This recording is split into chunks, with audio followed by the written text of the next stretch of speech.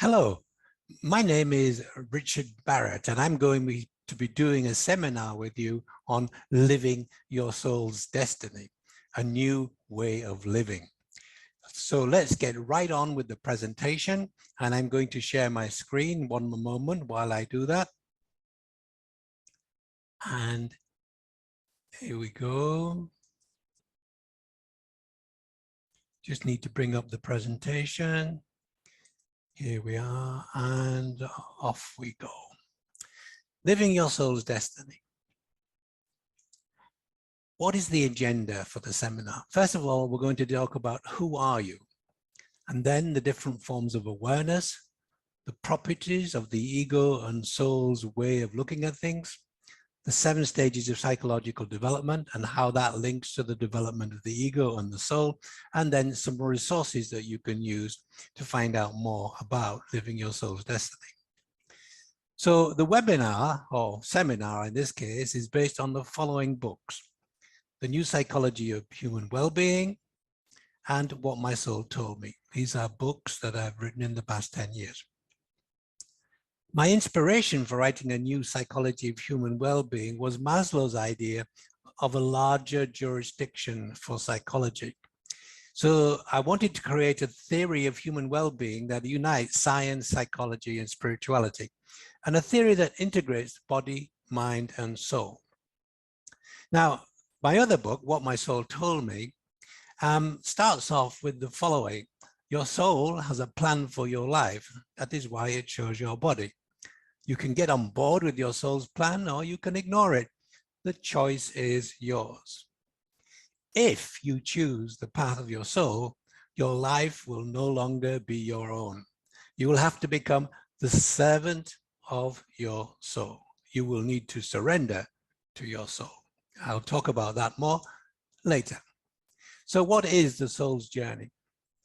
Well, the soul incarnates into 3-dimensional material awareness, this world of ours that we all know very well. And it incarnates into the human embryo shortly after conception. As the embryo and the fetus grows and develops, the soul's experience of this 3-dimensional plane of existence increases.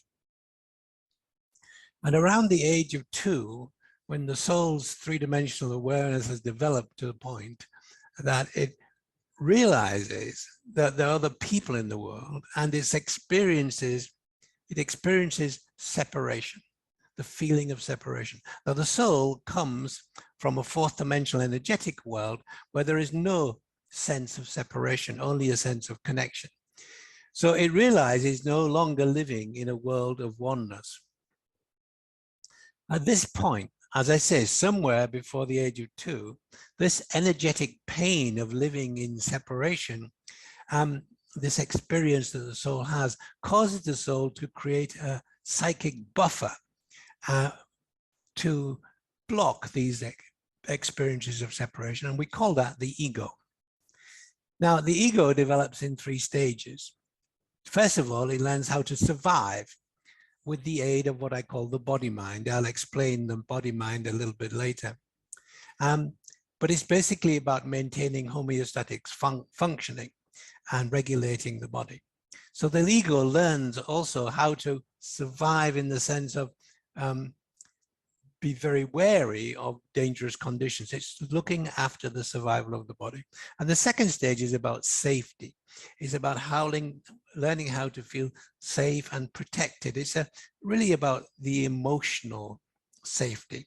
And this occurs during the period of 3 to 7 years of age. This is the development of the limbic mind brain. And then the third stage is learning about security. And this occurs after we begin to leave home or be less focused on the home, and during our teenage years. And this is the development of the part of the brain called the neocortex. So the ego mind learns in these 3 stages how to survive, how to feel safe, and how to feel secure in our 3-dimensional material world. And it does that in order to protect the soul. So only after the ego mind has learned how to maintain its energetic stability in its physical, cultural, and societal framework of existence does the soul mind begin to show up in three-dimensional awareness again. And when I say energetic stability, I mean the stability of the mind. If the mind is not stable, well, it's usually because of fears, and these fears block the energetic stability. And then we get to the point where we reactivate the soul. So in order to do that, the ego mind must let go of all the fears that it has. Only then can the positive energy of the soul mind be fully felt. So this process is described in the 7 stages of psychological development. Each stage of development requires an expansion of conscious awareness.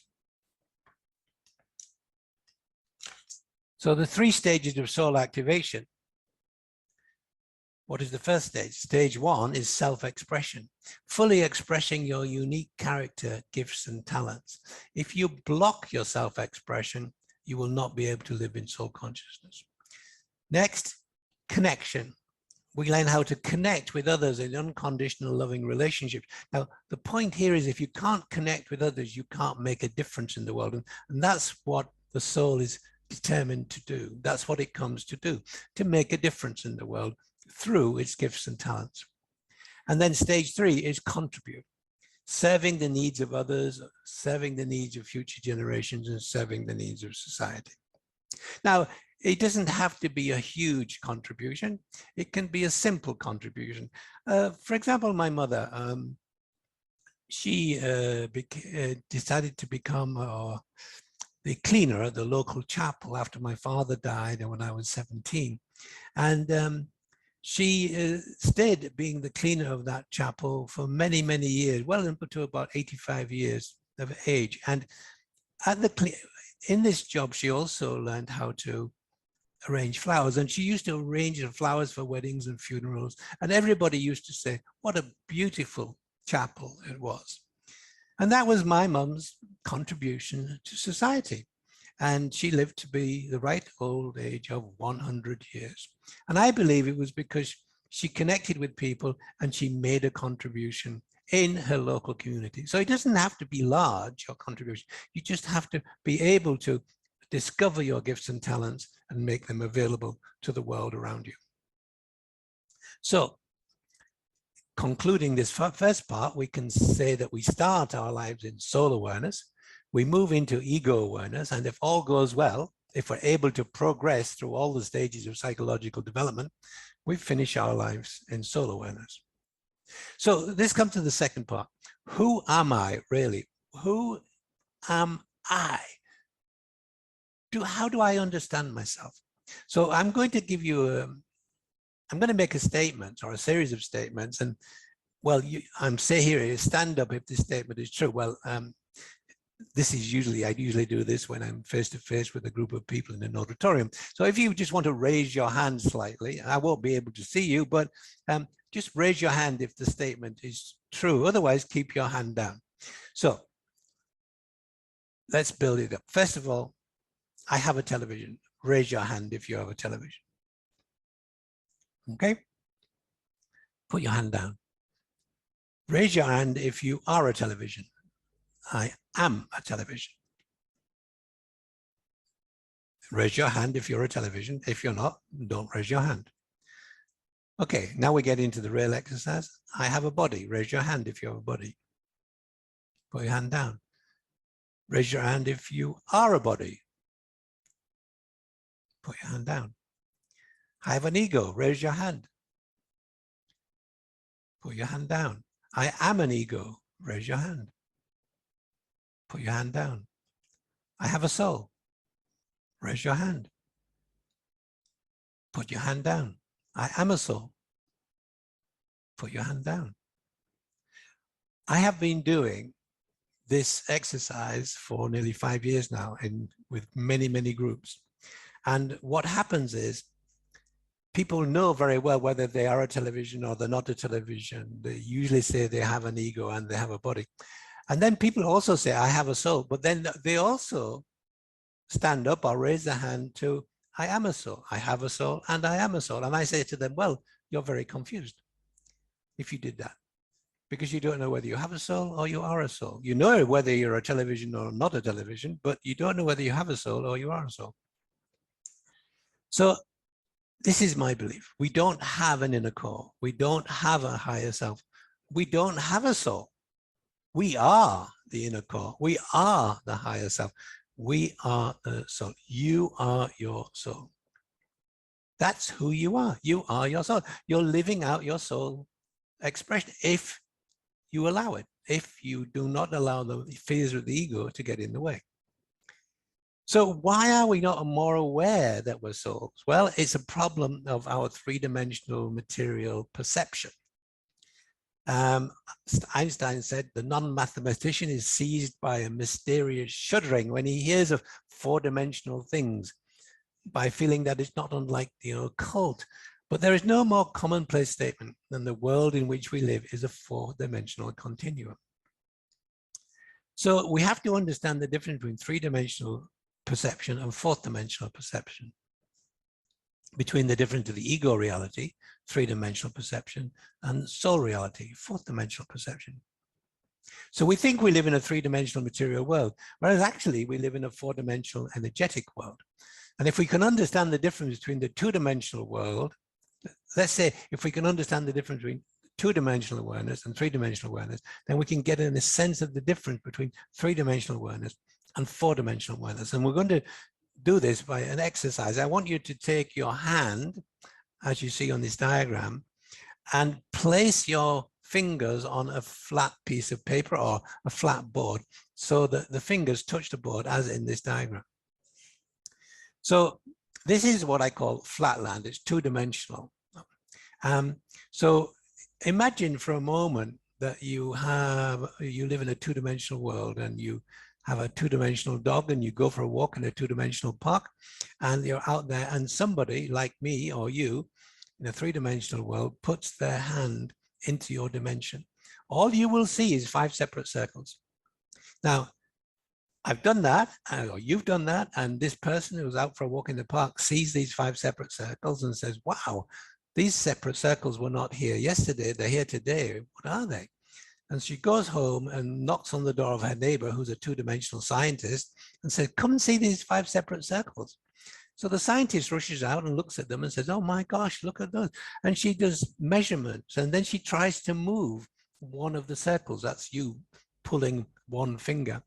And after a while, that finger moves, but after a while, all of the other fingers move.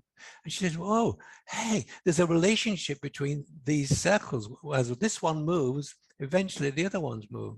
So she writes a paper in the two-dimensional university press explaining this. And lots of people come, other scientists, and repeat the experiment. And they agree that they know all there is to know about the 5 separate circles.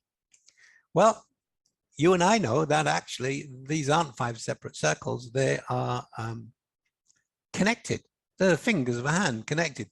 But it's like these teeth of the comb. When you cover up the top half of the comb, all you see are the teeth. That's three-dimensional reality. I see you, you see me, we look like we're separate. But actually, and when we move into our fourth dimensional energetic reality, we realize we're all connected. And that's what you see when you uncover the top half of the comb. So these are the 2 forms of awareness: three-dimensional material awareness and fourth-dimensional energetic awareness. So we appear to live in 2 worlds. One is very much like particle-like, the material dimension, a world we can observe with our physical senses, and the world is explained through Newtonian mechanics. This is the world that the ego lives in. And on the other world, it's like wave-like, the energy dimension, a world we cannot observe with our physical senses. This is the quantum world, the world explained by quantum mechanics.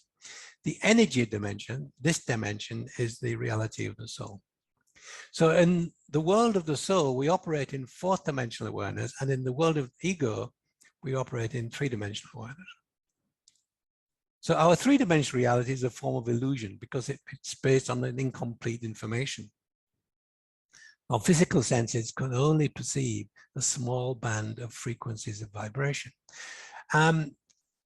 if you remember, well, you may not be old enough, but back in the old days, we used to have these radios and you could probably get 5 or 6 stations. That's all you could get. And so you had a really small band of frequencies that you could connect with. And nowadays you can connect even with radios and television to hundreds of bands. And this is like 4th dimensional awareness. You've got this amazing extra energetic ability to experience all of these different frequencies of vibration. So when you're living in 3-dimensional awareness, you just living a restrained life. You're really not aware of all of the things that are going on in your world. When you live in a soul awareness, you are very much aware. And I'm going to explain now how you are aware. So as long as we identify with our physical body, we'll be unaware of what is happening in our 4th dimensional energetic reality. So here are some examples of 4-dimensional awareness. Synchronicity. Carl Jung called that unconnected events with a common meaning. Inspiritation, I call it. Inspiration. It's the inspiritation. It's the spirit coming into you and giving you guidance, which leads to what I call soul speak. If you're a presenter like me, and or you're doing coaching work or whatever, you can often move into that zone where you speak and the words come through, but you don't really think about them ahead of time. You just get in the flow. But the main way where we can experience 4th dimensional awareness is through our feelings. You see, our emotions generate our feelings, and our feelings are our connection into the 4th dimensional energetic world, the world of the origin of emotion. So here are some of the different ways that we can experience this 4th dimensional energetic world through a clairvoyance, the ability to perceive things or events in the future, clairaudience, the ability to hear voices of non-sentient beings, clairsentience, the ability to read the feelings of others, and claircognizance, the ability to receive knowing insight. Now, I'm not adept in all of these areas, but one of the things I do know is that I often perceive the future, and I also I'm very attuned to synchronicity, and synchronicity is the soul's way of letting you know that it's what you need to focus on. And soul speak, I've been doing soul speak for many years. I started doing soul speak 25 years ago in one of my first presentations. I was invited to do a speech to 10,000 people at a particular conference. I'd never spoken to that many, and I'd written a book called A Guide to Liberating Your Soul. So I thought, oh, wow, time for the soul to show up. So I went to the conference and I closed my eyes and I said to myself, time for you to show up. And it went brilliantly. But that's how I operate now, just through soul speak.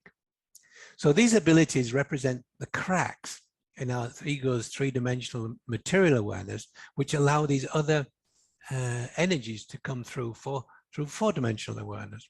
Now, if we had time now, I would break you into groups and have you to talk to each other about these experiences you might have had, or even paranormal experiences. These are all cracks in our 3-dimensional awareness, and everybody has them. We just don't pay attention to them. But when we pay attention to them, we get lots of messages and insights from the soul. So what are the properties of ego soul awareness? Well, in 3-dimensional ego awareness, we have time, we have space, and we have matter. These are the 3 dimensions of time. Passes by. We live in a world. I live in this country, you live in that country. There's that dimension of space and matter. My body has a form and substance. But the properties of 4th dimensional soul awareness are timelessness, omnipresence, and energy. So there's a sense of being able to connect with past times and future times. I think the Aborigines call this the dream of the future. Memory of the future, that's right. I've experienced the memory of the future several times, but most markedly 25 years ago when I was doing a workshop helping people find meaning and purpose in their lives. And somebody asked me on the last day of the workshop, well, what's your purpose? And I had a well-rehearsed affirmation and I couldn't remember it. And out of my mouth came the words, after a few seconds came the words, I'm an architect of global transformation. And I'd never ever thought or said those words before. And I realized almost immediately that was my soul speaking to me. And it was a memory of the future. That was my destiny. And right now, at this point in time, that's what I'm doing. I'm working with the V20 movement, which advises the G20 nations. I'm advising several other nations on the transformation. I'm living out my soul destiny. So what is my experience of reality? The ego's experience is death and decay, separation and isolation, form and mass. This is what we see and feel in our three-dimensional world. And we get the sense of limitation and lack. We have needs. We think we have needs in this world because if I don't get needs, I won't be able to survive. If I don't get my needs met, I won't be able to survive. Now, the soul's reality is a sense of being, a sense of connection, and a sort of connection to the energy dimension. And this is the world of opportunity, possibility, and abundance. So in one world, we have problems, the ego's world. In the soul's world, we have opportunities. One world is the world of duality, the other world is the world of oneness. And the differentiating factor is fear and love. The more you live in fear, the more you block love. The energy of love is the energy of the soul. And as long as you're living in ego with fear, there's nothing wrong with the ego, it's just the fears of the ego are the problem. You will block the energy of love coming from the soul. So what is an ego? Your ego is a field of conscious awareness that identifies with your physical body. Because the ego identifies with the physical body, it believes it can die. And because it thinks it can die, the ego believes it has needs. And because it thinks it has needs, it develops fears about not being able to get those needs met.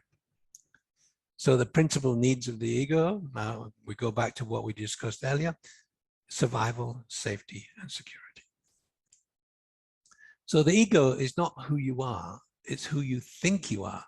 The ego represents your sense of identity in three-dimensional material awareness. Now the ego is really a mask. It's a mask we wear to get our needs met.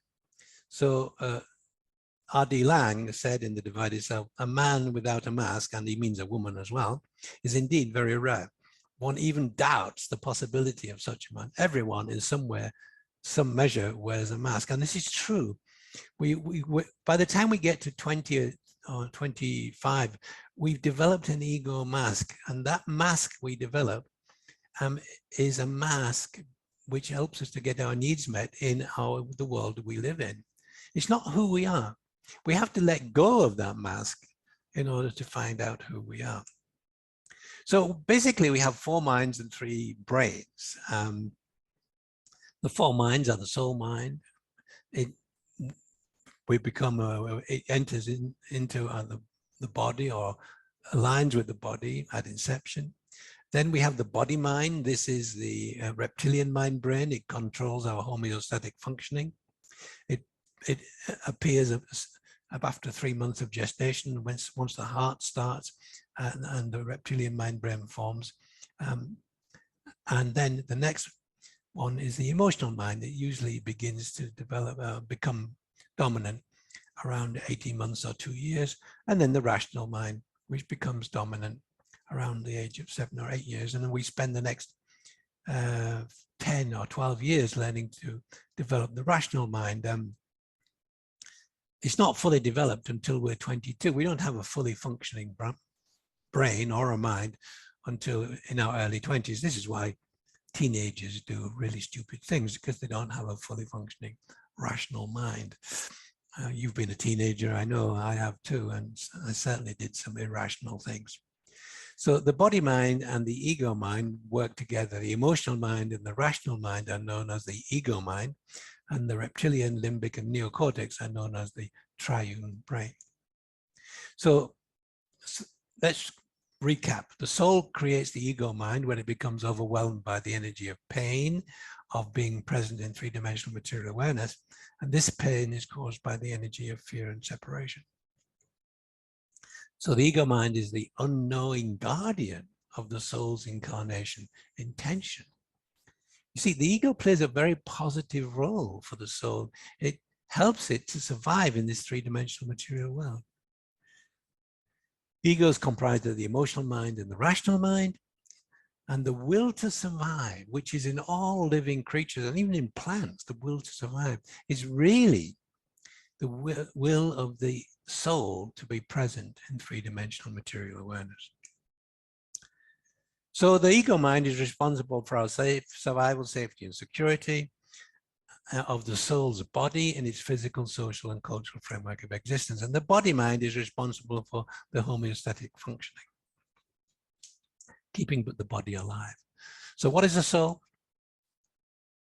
The soul is a field of conscious awareness that identifies with your four-dimensional energy field. It's who you really are. You don't have a soul, you are a soul. I can't repeat that enough. You are a soul. And when you realize that, it changes everything. Because the soul identifies with your four-dimensional energy field and not with the body, the soul knows it cannot die. It's not afraid of death. Therefore, the soul has no needs. Because the soul has no needs, it has no fears. The soul can create whatever it desires through its thoughts. What prevents the soul from doing that are the fears of the ego. I remember 10 years ago meeting somebody, a psychologist, and I said, I have no needs. And they said, what? Everybody has needs. Well, I said, well, actually, I may have needs, but actually I've handed them all over to my soul. I say that I have no needs because my soul provides all my needs before I even know I have that need. And that has been my experience of life over the past 15 to 20 years. You know, things that happen to you that seem like problems, you know, a year later, you think, wow, that was life-changing. It was a positive. So we have this way of looking at the world as problems. We've got to change that and say, well, everything's an opportunity. And sometimes things happen to us and we don't see the opportunity. If we can train ourselves, we can see this is the intervention of the soul helping us along our path, on our journey. So there are two aspects of the soul self. The true self, that this is the level of true self, we all share the same values. So that's why, you know, we can work together. That is why we can form cohesive group, because we share the same values. And so at the level of the true self, we share those same heartfelt values. At the level of the unique self, we all have our particular skills and talents that the soul brings with it into its incarnation in your body. So Maslow kind of understood this. He said each person's inner nature is in part unique to himself and in part species-wide. So he was referring to the idea that we all share at a deep level a similar set of values, but each of us has particular gifts and talents. So what's the soul's purpose in incarnating? Well, the soul is attempting to recreate its fourth dimensional energetic awareness in three-dimensional material awareness. And it does this through self-expression, connection, and contribution. Now, it's very important that we learn this early on. And so I believe we need to revamp our education system to teach kids how to be fully self-expressive, how to connect with others in meaningful relationships, and how to make a contribution. It should start in kindergarten, this soul training. So the only thing in standing in the way of your soul, fulfilling its desires, are the fears of the ego. And I'm not saying get rid of the ego. No, just get rid of the fears. I don't know where I'd be without my ego, frankly. You know, I'm a bit of a character. My wife can attest to that. But it's the fears that get in the way. It's the fears that get in the way. So the ego thinks it has needs. The soul has desires. And so Maslow called these needs of the ego the deficiency needs: survival, safety, and security.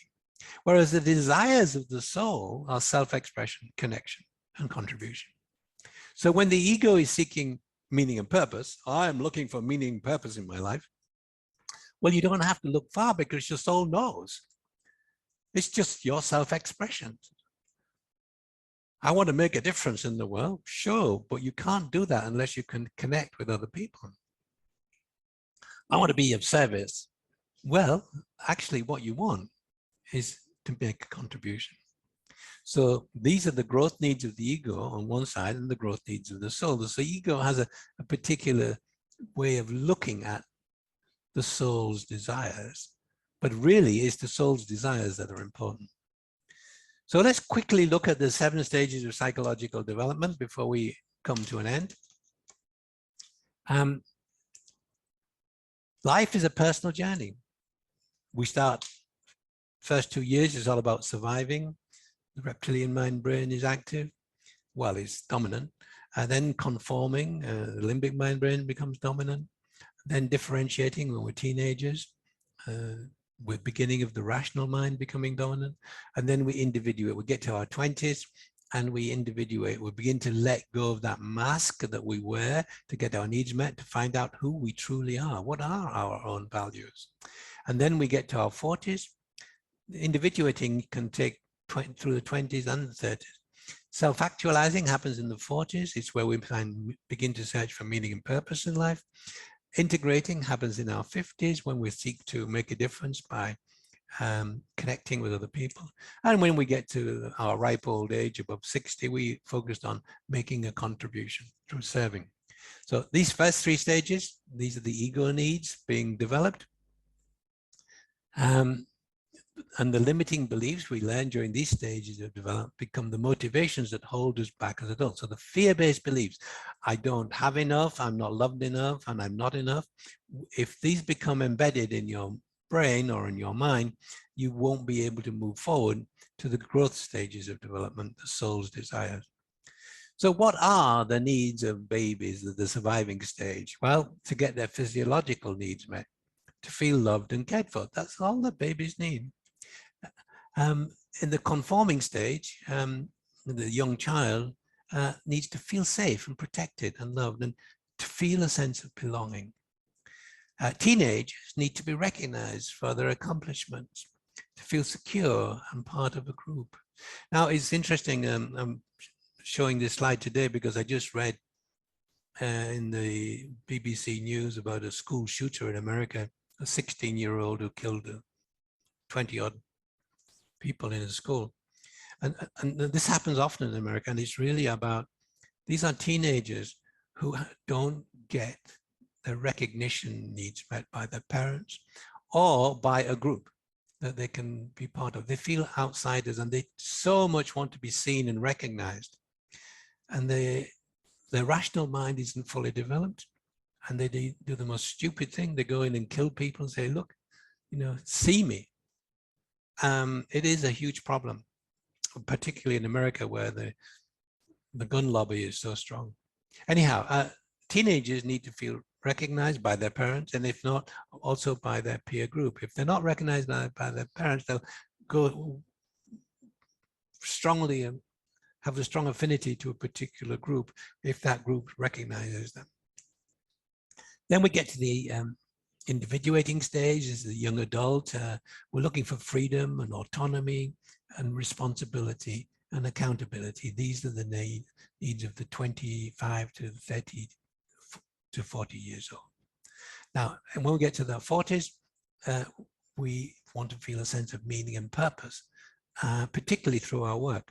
And we want to become fully who we are. And more mature adults, this is the integrating stage in the 50s. They want to make a difference, and often by mentoring and coaching younger people. So they want to, really use their gifts and talents in service to others. And as we get to the old age, it's about contributing to the greater good, selfless service. So these are the needs of each of the stages of development, the needs of the ego and the desires of the soul. Now, I want to show you something new. I've just created this life fulfillment matrix where we look at the 7 levels model, and we look at our personal needs. The columns are personal needs, employee needs, community needs, and society needs. And in our personal needs, the level 1 is the Barrett model is survival, and then a sense of belonging, and then a sense of self-esteem. And then when we get to our 20s, we're looking for freedom.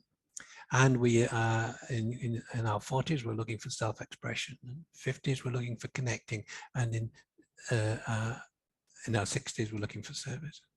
But we need all of these all the time, but this is when they become really strong in these stages of development. Now, if you go across at level 1, as an individual, you need to survive, but as an employee, you need job security. And as a part of a community, you need that community to be self-sufficient. And as part of society, you want stability. And so you can go across each of these. So the level of self-esteem, level 3, you want to, as an employee, you want to embrace excellence. In the community, you want to embrace resilience. And in the society, you want to embrace security. So let's take a look at that in more detail. So on the top left quadrant, you've got personal needs. On the right quadrant, upper employee needs. Bottom right, community needs. And bottom left, society needs. So what individuals need in their personal lives, what employees need in their lives, what communities need to be successful, what societies need. And the upper level is the needs of the individual, and the lower level is the needs of the group. So let's take each level. Level 1. Personally, we need to be able to survive. As an employee, I want job security. My community needs to be self-sufficient, and my society needs to be stable. That accounts for all of the level 1 needs of all of the arenas of my life. And we can do the same thing for level 2, belonging, collegiality, inclusion, safety. And for for level 3, self-esteem, excellence, resilience, and security. At level 4, we want freedom. Employee needs autonomy. In a community, we need equality. And in a society, we need people to show up with accountability. At level 5, we want to fully self-express. We want to bring our creativity to work. We want our workplace, we want our community to embrace fairness, and we want our society to embrace justice. At level 6, we want to connect with others. As an employee, we learn how to make a difference. We want to experience empathy in our community, and we want to have a sustainable society. And at level 7, we may do acts of service. As an employee, I want to contribute to the well-being of the organization. In a community, we need to experience compassion. And in a society, we need to focus on future generations.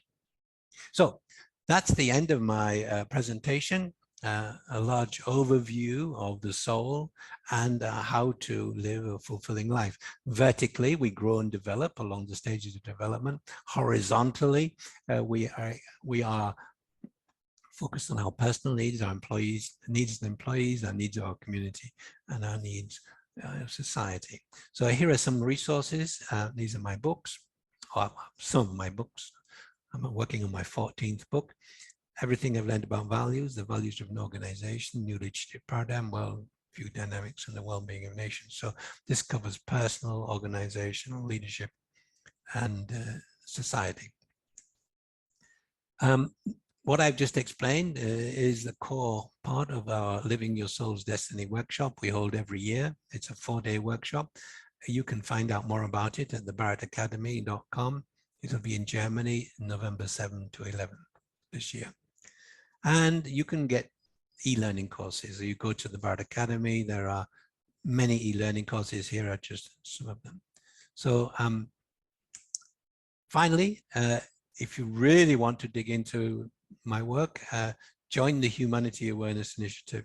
And once you've been to the website, you can also access the Humanity Awareness Initiative core education program, which is free to everyone. So thank you for listening. I'm now going to stop sharing, and I'm going to say to you, have a great day. I look forward to meeting you in the future.